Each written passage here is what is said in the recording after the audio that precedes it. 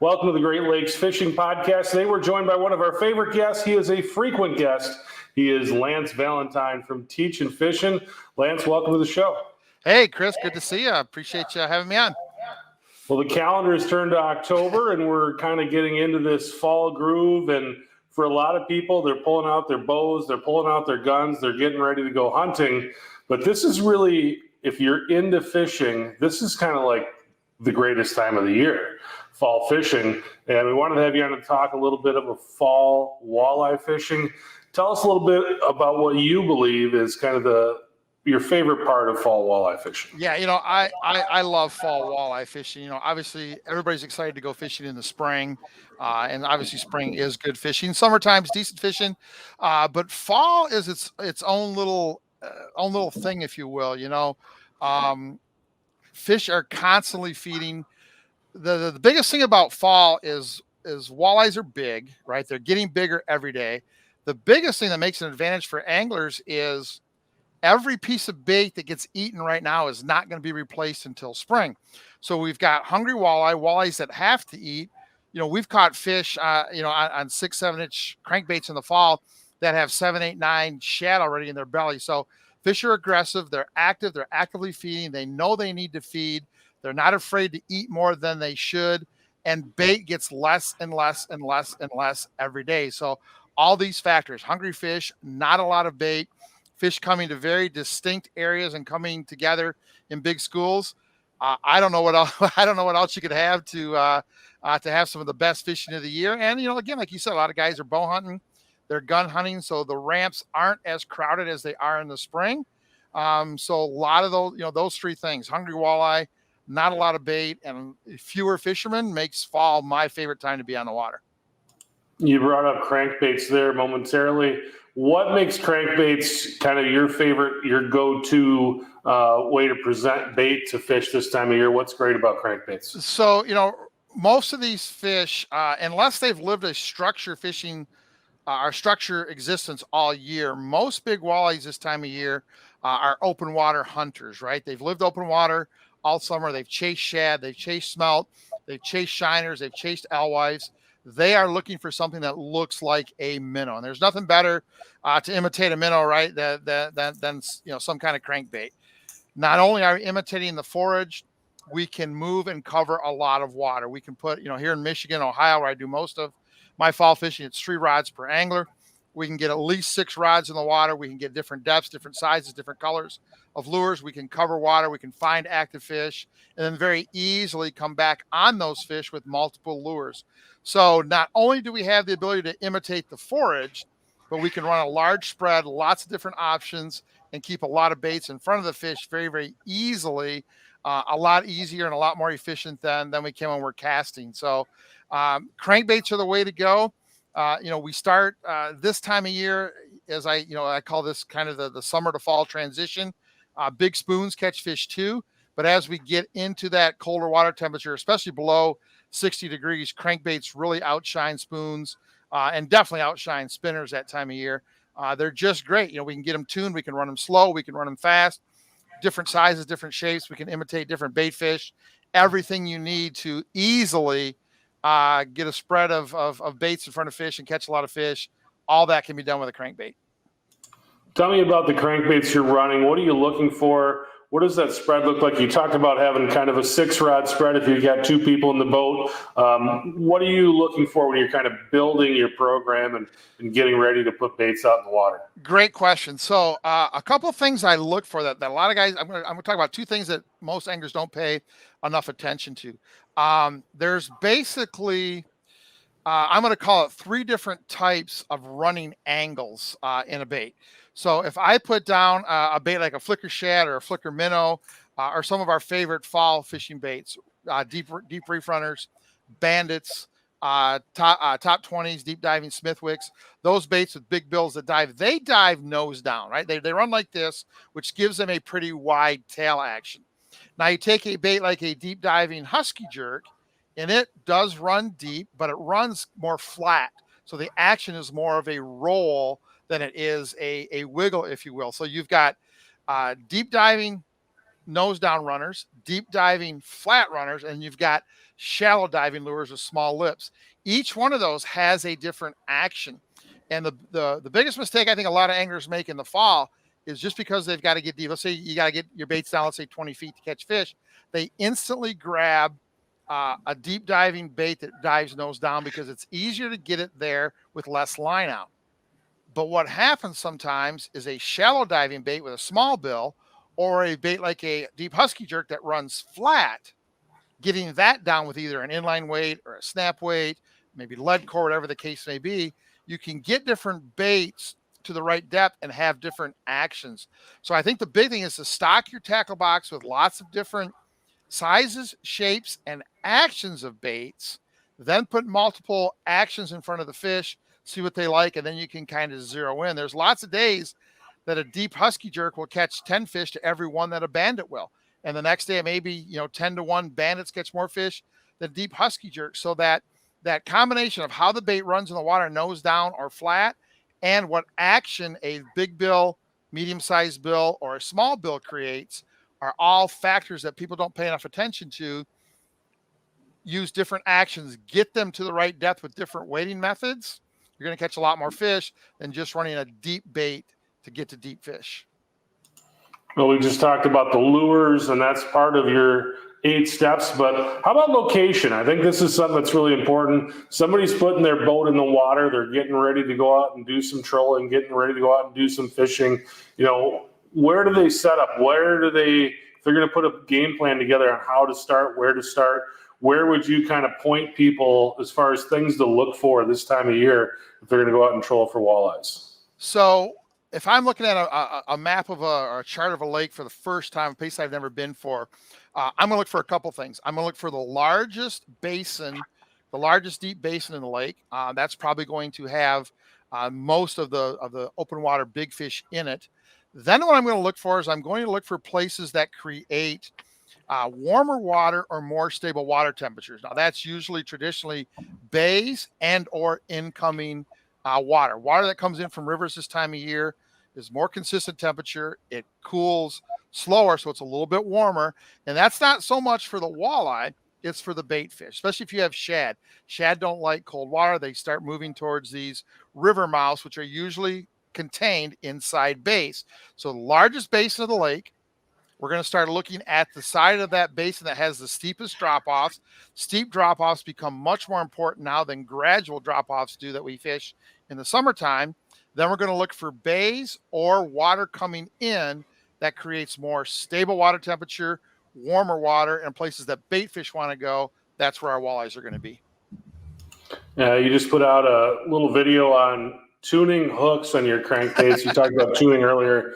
I think when a lot of people think about tuning crankbaits, one of the things they think about is right there on the lip where it terminates to the line.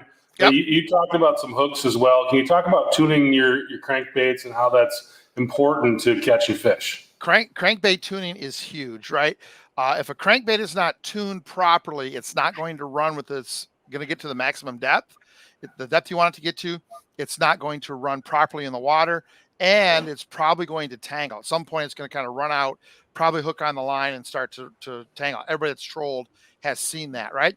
So there's 2 parts to the tuning part. The first one is to make sure that your lure is running straight, and that's by bending the line tie. I use a tool made by Offshore Tackle called an easy crankbait tuner. I simply put this on the bait, put a little pressure on it. You can hear that click. What it does is it moves that line tie. It doesn't bend it or twist it. It just moves it this way a little bit. So what we're going to do is put the bait in the water. We're going to run it through the water. Let's say it's running off this way. We're going to take it and we want to bend it back to the middle. So we'll put our easy crankbait tuner on it. We'll put the small side over here, big side here. We'll give it a squeeze, and it'll take that line tie and bend it just a little bit, and that should bring the bait back to center.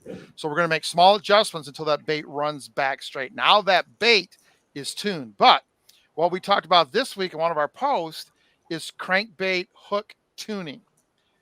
Most crankbaits have treble hooks. A treble hook is a single hook soldered to a double hook. So there's 3 points. So one side of that hook is going to have 2 points. One side is going to have 1 point. If your crankbait hooks are on wrong and you've got the double hook on the same side of both hooks, you've got 4 points on one side, 2 points on the other. That bait will never get tuned properly. So what we want to do is make sure we hold our crankbait up. So this front hook has 2 points looking at me on the front hook, 1 point looking at me on the back hook. I turn it around, obviously 1 hook on the front hook looking at me, 2 hooks on the back. I got 3 points on each side. Now that crankbait is in balance, I've tuned the hooks. Now I can tune the bait by getting the line tie right. I've got a bait that runs straight, runs true, has the right action, gets to the depth I think it's going to get to, and isn't going to get me tangled. Yeah, it's a great tip, and something I think a lot of people, especially people just getting into the game, don't really think about. Let's talk about color. I know it's not your favorite thing to talk about because it's on the bottom of the list when it comes to your 8 steps, but what are some of your favorite colors on Lake Erie this time of year? Very simple. Purple, red, orange, and pink. If a lure has one of those 4 colors somewhere on the bottom, it's going to catch fish. It doesn't have to be a lot. It can be as simple as, an orange throat like this, glass Shad Rap has. It can be a full belly of orange, pink, or purples like some of our favorite colors have. I think of one of our favorite fall colors is pink lemonade. It's got a pink stripe on the whole belly. But purple, red, orange, and pink, I've got stacks of data that tell me those 4 colors catch more fish than any other colors do. I also know, I'm a pretty detailed record keeper. You've been to one of our trips. We try to get everybody to share their fishing information every day so we can put together some patterns. And you start to see this over tens of thousands of fish caught. You start to see all of this happen. I know in the fall time that traditionally non-metallic bodies, whites, grays, bones, clears, catch more fish more often than shiny chrome bodies do. And I know that dots and or stripes on a bait make a bait more effective than just a plain sided bait. So I'm looking for those dull base colors, if you will, purple, red, orange, or pink on the belly, and then dots or stripes on the side. And I've got a bait that's going to catch fish. All right, I'm going to ask you a hard question now. I thought that was really interesting what you just said. Why do you think it is? Why do you think that natural look, that chrome and the type of stuff that maybe you'd use in the spring or in the summer goes away as we get into this time of year? I think what happens is you don't traditionally in the fall, water gets a little bit dirtier. You traditionally don't have as much sunlight. You definitely don't have as much sunlight over the course of the day. I really think if you look at the shiners you get in April and May compared to the shiners you buy at the bait shop in October, November, bait definitely gets a much duller finish to it than it has in the peak of the summertime. Natural bait starts to lose some of its shine. I don't know why that is. I don't know if Mother Nature says, hey, there's a lot of walleyes that want to eat you right now. Let's make you hide a little bit better. But you look at natural bait in the water, especially if you net or you buy shiner minnows, let's say, for perch fishing, look at the difference between how much more muted they are in the fall than they are in the spring. I think that has a lot to do with why bone and muted color, base colors work a lot better than brights do most days. You brought up a few minutes ago your fall walleye education weekend, and I know you've got one of those coming up here in early November. Looks like November 2nd through the 5th. Yep. Can you tell us a little bit about that? Yeah, so what the fishing education weekend is, it's 4 days of exactly what it is, fishing education. So go on the water every day. We start the day with a fishing information meeting. We'll show you a map or a chart, or usually what I do is I bring up my GPS, hook it up to the projector, show you on the screen, hey, here's where the fish are, here's what's happening, here's what you should be doing, here's baits that are working, here's speeds that are working. Go out and go try it. Guys are going to go on the water. They're going to communicate on the water as you catch fish. You're going to share with the rest of the group so everybody else can dial their pattern in. We're going to come back in the afternoon, have a kind of an informal workshop before dinner. We're going to all sit down and eat dinner together. Then after dinner, we're going to have a pretty serious fishing seminar that's going to kind of help you dial in some of the things that you should have learned today. We're going to give you information to get better at that. We'll do a real quick fishing recap, and then we'll come back in the morning and start with a fishing information meeting, breakfast as a group, fishing, workshop, dinner, seminar, recap of the day, and we just do that for 4 days. So you're on the water every day. You're dealing with people that are on the water with the same conditions, even either having more or less success. So you're learning from them. You're learning from myself and our staff as we're gearing the seminars towards what is actually happening. So we're going to give you specific seminars to help you go out the next day and practice a technique, or maybe get better at depth control, whatever the case may be. So you're fishing, you're learning, you're applying, you're fishing, you're learning, you're applying, you're fishing, you're learning, you're applying for 4 days. I can't think of any way to get better at fishing at a spot where there's a lot of big fish and great fishing in the Huron, Ohio area, Lake Erie. A great spot for big fish, a great spot to catch a lot of good fish, a lot of fish there to catch, so you can go out and try different things because you're probably going to get bit. Everything kind of comes together for 4 days. Great way to learn how to fish, great way to meet new fishing partners, and just a great way to immerse yourself for 4 days in fishing, education, and obviously leaving there a better fisherman.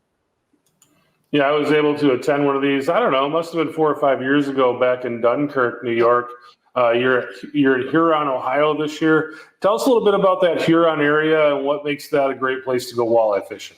So everything we talked about location, obviously Huron is on the south shore of Lake Erie, and it's about halfway between Cleveland and what I would call the Western Basin reefs. So what happens in Lake Erie, fish spawn in the Western Basin, Detroit River, Sandusky River, then they migrate east in the summertime, chasing usually the deep water bait fish. Usually the smell is why they migrate. As the water cools, the smelt come back, and the walleyes are drawn back, not only following the bait, but they're drawn back to get closer to where they're going to spawn in the spring. So we get this big migration of fish that have to go past Huron, Ohio. Now, if you look at a chart, Huron, Ohio is an indentation in the southern shore. It is a bay. Sandusky River, the Huron River, the Vermilion River, there's 5 or 6 rivers that actually flow in, creating that warmer water, more stable water inside a bay. You get offshore just a little bit, you're in 45 feet of water, very steep, dropping breaks, if you will, right there in Huron. Shallow water structure. Fish want to come up feed at night in the rocks. Everything you need for good fall fishing is in this one little 10-mile circle with the Huron River mouth based right in the middle of it. So we've got a lot of fish coming by, a lot of fish that are hanging there, a lot of bait. It's just a great place to fish in the fall. It has been for 30 years when we first really discovered it, and now we've got a ramp that holds 200 boats, and it really gets fished a lot more than I would like, to be honest with you. But it's just a perfect spot to have walleyes that are migrating from east to west. It holds bait. It has structure if you want to cast and fish structure fish or shallow troll. Deep water from about 38 feet all the way up to about 52 feet, depending on the water temperature and where the fish are. And you've got access to a lot of water to get yourself away from the rest of the crowd. So it's just a perfect place to host a fall fishing event. So that's going to be a good time for everybody there. But what they really want when people come to these things is to be able to take the lessons that they learned there back to their home water. How do they translate that? Yeah, so that's a great point. We spent a lot of time every day talking about sonar, being able to find fish, interpreting your sonar better. We talk about depth control, how to control your depth with lead core and snap weights and inline weights, how to run a good spread, how to set your spread up properly so you don't catch fish. If you catch fish on the outside board, you don't have to clear your other boards, get them out of the way, and you can get that fish in without making a mess. We talk about putting a pattern together. We're going to give you here's what we learned today. Here's what this tells us. Here's where we're going to make adjustments tomorrow. So obviously what we do is specific to what we're fishing. But if you take the process, something that we really take pride in teaching at Teachin Fishin, that 8-step process and working through that, we teach you how to take the information, how to analyze it, how to use it. And now all you got to do next time you go back to your lake in the spring, it's just different set of conditions, but the process is exactly the same. Analyzing the data is exactly the same. You've learned all of this process, and you've learned different ways to get your baits to the right depth.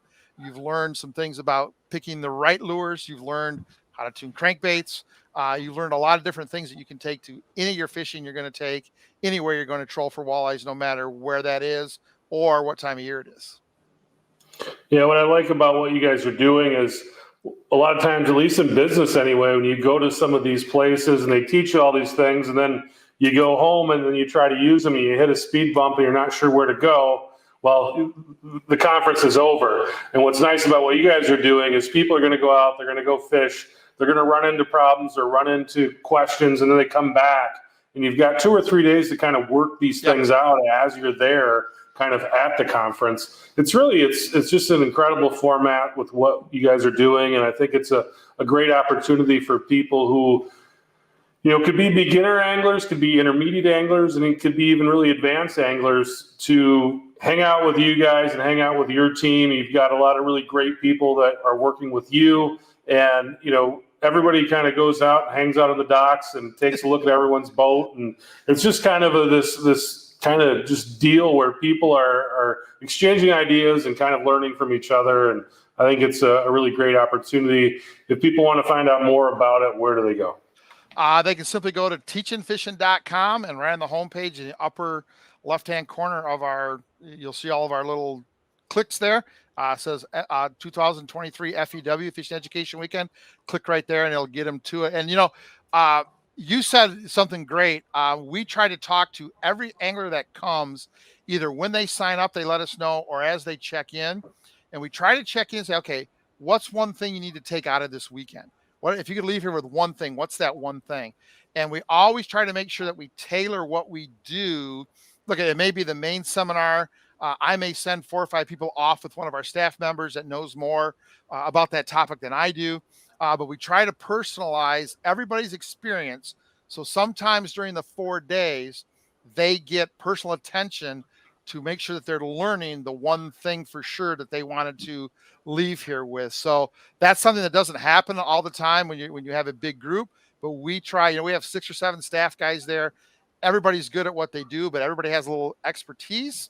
And if we can't do, the main seminar about what you want to learn, we'll make sure we get you with somebody sometime during the 4 days to make sure that you're learning what you need to learn, giving you tips to get better at it. So you're going to leave there not only meeting a bunch of people, catching a bunch of fish, having the ability to learn kind of in general. We're going to make sure that we really narrow down what the one thing is that you really want to learn, put you in contact with the person that can help you, and make sure you leave there a better angler than when you got there. Very good. He is Lance Valentine from Teachin Fishin. Lance, thanks so much for spending some time with us. Always love to have you on the show. Fun guest and very, very informative. So appreciate you, and we'll probably see you again in February. Can't wait. Thanks for having me on, Chris. I really appreciate it.